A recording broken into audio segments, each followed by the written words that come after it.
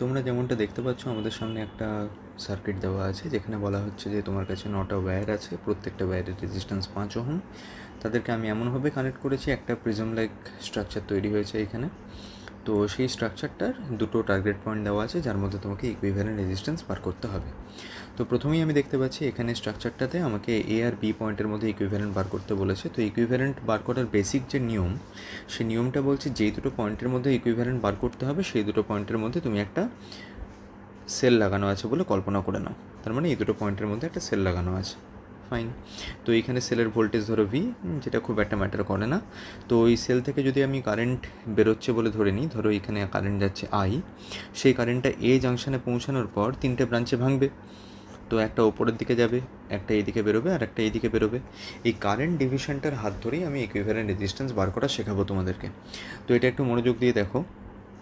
ধরে নিচ্ছি আমি আপার ব্রাঞ্চে এখানে যে কারেন্টটা যাচ্ছে সেটা হচ্ছে I/3, মানে যেহেতু 3 দিকে রেজিস্ট্যান্স সেম, আমি ওই জন্য কারেন্টটাকে ইকুয়ালি 3 ভাগে ভাগ করলাম, ঠিক আছে। তো এটাই স্ট্যান্ডার্ড নিয়ম। তো ওপরে I/3, তাহলে এখানেও যাবে I/3, আর নিচের দিকেও তাহলে অবশ্যই I/3 যাবে। আচ্ছা, এইবার যেহেতু আমার সেল থেকে আই কারেন্ট বেরিয়েছে, তাহলে বি পয়েন্ট থেকেও নিশ্চয়ই আই কারেন্টই এমিট হবে। এখানে আই কারেন্টই ব্যাকে আসবে, তাহলে একটা লুপ কমপ্লিট হবে। তাহলে বি পয়েন্টের দিকে তাকাও। এ পয়েন্ট থেকে যদি আই 3টে ভাগে I/3 ভাঙে, তাহলে বি পয়েন্টেও কিন্তু 3টে I/3 এসেই ঢুকতে হবে। তাহলে একটা I/3 তো ডিরেক্ট এখান থেকে আসছে, আমি দেখতেই পেলাম। আর I/3 কোথা থেকে আসবে? একটা আপার ব্রাঞ্চ থেকে আসবে I/3, আর একটা এই সাইডের ব্রাঞ্চ থেকে I/3 আসবে। এইবার এই ব্যাপারটা মাথায় রেখে আমি দেখব কোন ব্রাঞ্চ থেকে অ্যাকচুয়ালি কারেন্টগুলো ঘুরে আসছে আর কোন ব্রাঞ্চগুলো আদৌ ইউজ হচ্ছেই না। যেমন ধরো আমি যদি তোমাকে বলি এইখানে I/3 এইখান থেকে এইখানে এসছে, তার মানে এ থেকে বি এর যে রেজিস্টারটা ওটা কিন্তু ডিরেক্টলি কাজে লাগছে। তাহলে আমি এটাকে একটা হাইলাইট করে রেখে দিচ্ছি, এই রেজিস্টারটা কাজে লাগছেই, ঠিক আছে, এটা কাজে লাগছে। ওকে, ফাইন। আর এই যে ওপরের ব্রাঞ্চে কারেন্টটা গেল, এই I/3টা, এই ব্রাঞ্চটাও কাজে লাগছে। এবার ওই I/3 গিয়ে তার কাছে আবার দুটো জাংশন, এইখান থেকে একটা বেরোনোর রাস্তা, এখান থেকে বেরোনোর রাস্তা। তাহলে ওইখানে কারেন্টটাকে যদি আমি দুভাগে ভাঙি, এরকমভাবে ধরো ভাঙলাম, ঠিক আছে, ভাঙলে একটা ব্রাঞ্চে I/6 হয়ে যাবে, দুভাগে ভাঙছে, এখানেও হয়ে যাবে I/6। এইবার মুশকিলটা কোন জায়গায় হচ্ছে, এই I/6 ধরো ই পয়েন্ট অবধি এলো, ভালো কথা এলো, কিন্তু ই থেকে বি অবধি আসার সময় দেখো তো সেই কারেন্টের মানটা কত হয়ে আসতে হবে? I/3 হয়ে আসতে হবে। তার মানে নিশ্চয়ই এই I/6-এর সঙ্গে এই দিক থেকে একটা I/6 এসে ঢুকতে হবে, নাহলে ই থেকে বিতে I/3 কী করে আসবে?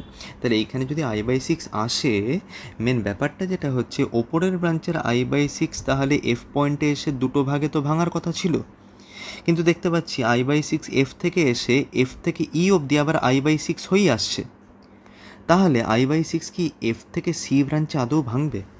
ভেবে দেখো দেখি, যদি পুরো I/6টা এখান থেকে এসে এখানে I/6 হয়েই আসতে হয়, তাহলে নিশ্চয়ই এই ব্রাঞ্চে কোনো রকম কারেন্ট ডিভিশন হয়নি। আমি এইখানে তাহলে একটা ক্রস দিয়ে রেখে দিচ্ছি, এই এফ থেকে সি অবধি কোনো রকম কারেন্ট ভাঙেনি। একই রকমভাবে নিচের ব্রাঞ্চের দিকেও একবার তাকাও। নিচের ব্রাঞ্চে আমি দেখতে পাচ্ছি এ থেকে সি অবধি কারেন্টের মান কত? I/3। আবার সি থেকে বিতেও কারেন্ট এসছে কত? I/3। তাহলে এ থেকে সিতে যে কারেন্ট এসছিল সেটা তো দুটো ব্রাঞ্চে হিসাব মতো ভাঙার কথা ছিল, একটা নিচে একটা ওপরে। যদি I/3 এসে নিচের ব্রাঞ্চে I/3 হয়েই চলে আসে, তাহলে কি ওপরের ব্রাঞ্চে কোনো কারেন্ট গেছিলো? যায়নি। তার মানে ওপরের ব্রাঞ্চে আমি যে ধরেছিলাম কারেন্ট স্প্লিট হয়নি, সেটা আমি ঠিকই ধরেছিলাম। তাহলে এই এফসি ব্রাঞ্চের রেজিস্ট্যান্সটা আদৌ কোনো কাজে লাগেনি। এইটাই মাথায় রেখে আমি এবার সার্কিটটাকে আরেকবার ড্র করব, যেখানে আমি এফসি ব্রাঞ্চের রেজিস্ট্যান্সটাকে আঁকবই না। তাহলে ছবিটা দেখতে কীরকম হয়ে যাবে? ওপরে একটা এরকম ট্রায়াঙ্গেল পাবো, নিচেও একটা ট্রায়াঙ্গেল পাবো। পয়েন্টগুলোর নাম দিয়ে দিচ্ছি, এটা ডি, এফ, এটা ই যেমন ছিল, এটা এ, বি এবং সি। এ আর ডি এরটা কাজে লেগেছিলো, ওটাকে জয়েন করলাম। ই এবং বি এরটাও কাজে লেগেছিলো, ওটাকেও জয়েন করলাম। কিন্তু এফ আর সি আমার কাজে লাগেনি, সেটা আমি জয়েন করবই না। এবার আমাকে ইকুইভ্যালেন্টটা বার করতে হবে কোন দুটো পয়েন্টের মধ্যে? এ এবং বি এর মধ্যে। তাহলে এবার আস্তে আস্তে সলিউশন করা স্টার্ট করি, চলো। প্রথমেই দেখতে পাচ্ছি আমরা, হাইলাইট করে দিচ্ছি, ডি এফ এবং এফ ই এই দুটো ব্রাঞ্চ পরস্পরের সঙ্গে কী কম্বিনেশনে? সিরিজে। একই রকমভাবে এসি রেজিস্ট্যান্সটা এবং সিবি রেজিস্ট্যান্সটাও পরস্পরের সঙ্গে কী কম্বিনেশনে? সিরিজ কম্বিনেশনে। তাহলে চলো ওদেরকে একটু সলভ করে নিই। তাহলে ডি এবং ই এর মাঝে রেজিস্ট্যান্সটা যেরকম ছিল সেরকম এঁকে দিলাম, ওটা 5 ওহম। আর ডি এফ ই এই পুরোটার জায়গায় আমি তাহলে একটা লিখে দিচ্ছি 5 এবং 5 সিরিজ মানে 10। এ থেকে ডি অবধি নিচে এরকমভাবে একটা 5 আছে, তাকে আমি লিখে দিলাম। ই থেকে বি অবধিও নিচের দিকে একটা আছে 5, তাকেও লিখে দিলাম। এ থেকে বি এর মাঝখানে যে রেজিস্ট্যান্সটা সেটাও 5, তাকেও লিখে দিলাম। আর ওই এ থেকে সি হয়ে বি অবধি এই যে পুরো পার্টটা তার ইকুইভ্যালেন্টটা কত, 5 আর 5 সিরিজে মানে 10, সেটাকে আরেকটা আমি এরকমভাবে দেখিয়ে দিলাম 10। টার্গেট পয়েন্টটাকে কিন্তু বারবার মার্কিং করবো আমি। নেক্সট এবার এইখানে তুমি দেখতে পাচ্ছ 10 এবং 5 পরস্পর কী হবে, প্যারালাল। আবার এখানেও 10 আর 5 পরস্পর প্যারালাল। তাহলে চলো ওদেরকে আবার সলভ করে নিই। তাহলে ছবিটা আবার একবার আঁকি, লম্বালম্বিগুলো দেখে দিচ্ছি, এটাও 5, এটাও 5। এই ওপরেরটা তাহলে কত হয়ে গেল, 10 এবং 5-এর কম্বিনেশন করলে 50/15 মানে 10/3। নিচের এই পার্টটাও কত হয়ে গেল, 50/15 মানে আবার 10/3। এইবার এই দুটো পয়েন্টের মধ্যে ইকুইভ্যালেন্ট আমাকে বলার চেষ্টা করো। তাহলে নিচের যে রেজিস্ট্যান্সটা এটাকে নর্মাল ফেলে রাখো, ওকে বাদ দিয়ে ওপরে যে পুরো কম্বিনেশনটা দেখতে হচ্ছে 5, 10/3 আর 5, এই পুরো পার্টটা কী কম্বিনেশানে, সিরিজে। তাহলে ওদের পুরোটাকে সলভ করে নিই চলো একসঙ্গে। তাহলে 10/3 যেমন আছে থাক নিচে এ আর বি এর মধ্যে, আর পুরো আপার পার্টটাকে সলভ করলে যেটা আসছে 5 + 5 10, 10 + 10/3 করলে 40/3। এবার 40/3-এর সঙ্গে 10/3 প্যারালাল, তাহলে 1/RAB = 3/10 + 3/40 = 40, 12 + 3 = 15/40 মানে 3/8। ওকে, তাহলে RAB = 8/3 ওহম। ক্লিয়ার হয়েছে? এইরকমভাবে পুরো ক্যালকুলেশনটা আমরা করতে পারলাম। নেক্সট একই রকমভাবে ওই একই সার্কিট ডায়াগ্রাম, শুধু টার্গেট পয়েন্ট দুটোকে আমি একটু চেঞ্জ করে দিচ্ছি। চলো এই দুটোর মধ্যে আমি আবার সেল কানেক্ট করব। তাহলে চলো সেল কানেক্ট করে দেখাই। এখান থেকে আই কারেন্ট ঢুকছে, আবার এইখান থেকে আই কারেন্ট বেরিয়ে আসছে। তাহলে কারেন্টকে স্প্লিট করা যাক আগের বারের মতো। ডি জাংশনে আসা মাত্র আমার কাছে 3টে রাস্তা, 1, 2, 3টেই সেম রেজিস্ট্যান্স। তাহলে এখানেও ধরো I/3, এখানেও ধরো I/3, এখানেও ধরো I/3। একই রকম এ পয়েন্টে যদি আই কারেন্ট বেরোতে হয় তাহলে তারও 3টে রাস্তা দিয়ে I/3 ঢুকতে হবে। তাহলে এখানে ঢুকেছে I/3, এখানেও ঢুকছে I/3, এখানেও ঢুকছে I/3। তাহলে একটা ডিরেক্ট রেজিস্ট্যান্স আমার কাজে লাগছে, এইটা আমার কাজে লাগবেই। এবার বাকি রাস্তাগুলো নিয়ে একটু চিন্তাভাবনা করা যাক। দেখতে পাচ্ছি এখান থেকে I/3 আসছে। I/3 আসার পরে তার কাছে দুটো রাস্তা, I/6 ভাঙা উচিত। আবার এইখানে I/3 আসছে, তার কাছেও দুটো রাস্তা, 1, 2, এখানেও I/6 ভাঙা উচিত।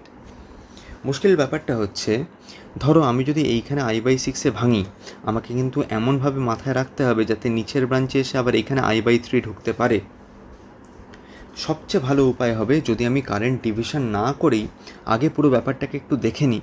ধরো এই I/3টা এখান থেকে এলো, আসার পরে ধরো এটাকে আমি এরকম I/3 অবস্থাতেই নিচে নামালাম, দিয়ে আমি এইখান থেকে নিয়ে চলে এলাম। তাহলে পুরো I/3 ব্যাপারটা পটে গেল। এইখান থেকে I/3 এলো, এখানেও I/3 এলো, এবং সেই I/3টাই এখানে চলে এলো। তার মানে দেখো এই ব্রাঞ্চে কোনো রকম কারেন্ট আমাকে ভাঙতে হলো না।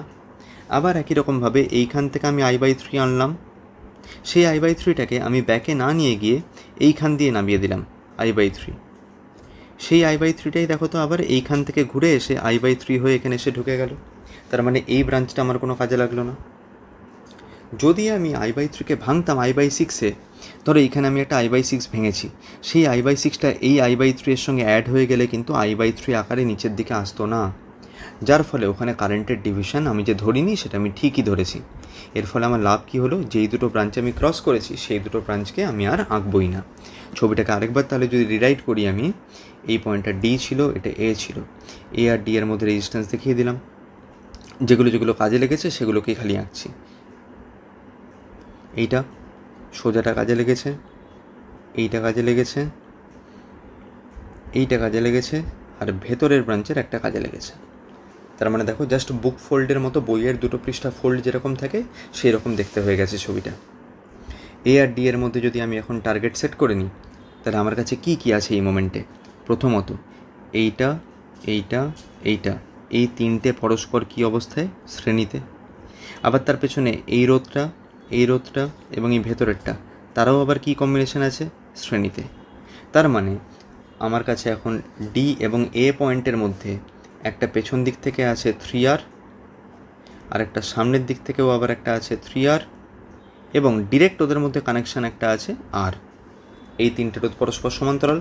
তাহলে তুল্যের ফর্মুলা অনুযায়ী 1/RAD equal to 1/R plus 1/3R plus 1/3R, ultimately 3R, 3 plus 1 plus 1 equal to 5/3R। তাহলে RAD ইকুয়াল টু 3R/5। আর এর মান 5 ওহম দেওয়া ছিল, তাহলে 3 × 5/5 করলে ইকুইভ্যালেন্টের ভ্যালু আসছে 3 ওহম। এইভাবে আমাদেরকে পুরো জিনিসটা সলভ করতে হয় কারেন্ট ডিভিশনে। 1-2বার প্র্যাকটিস করলেই পুরো জিনিসটা ক্লিয়ার হয়ে যাবে।